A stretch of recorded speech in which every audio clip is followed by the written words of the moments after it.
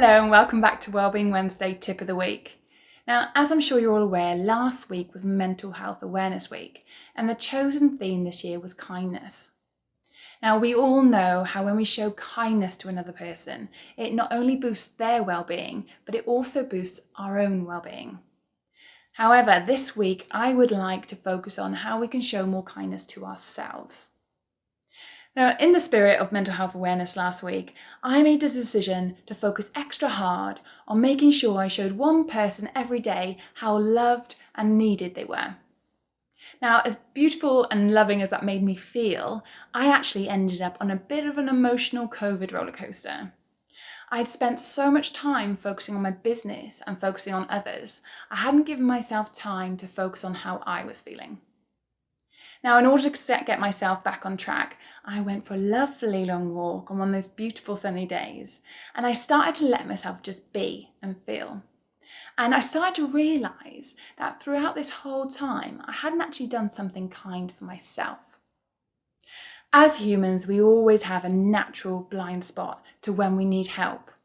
So it's taking that time every week to check in with ourselves, to see how we're feeling, to see what's going on for us. So we're getting that consistent habit of knowing when we need to reach out, knowing when we need to take time off before things start to boil over.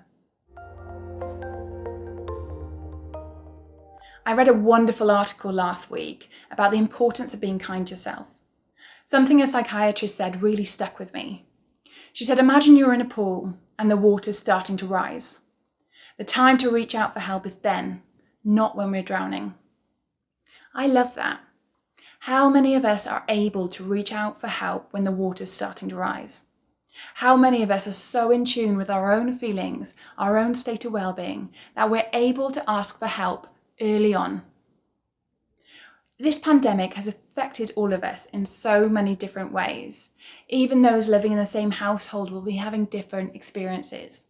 Therefore, it's so important that you check in with yourselves regularly, compassionately and non-judgmentally, just to see how you're feeling, just like you would a child or a best friend.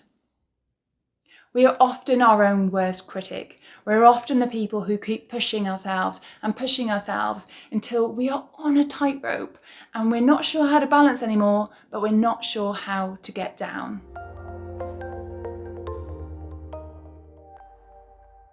There is absolutely nothing wrong in feeling angry, scared, sad, or lonely when we have good reason to be.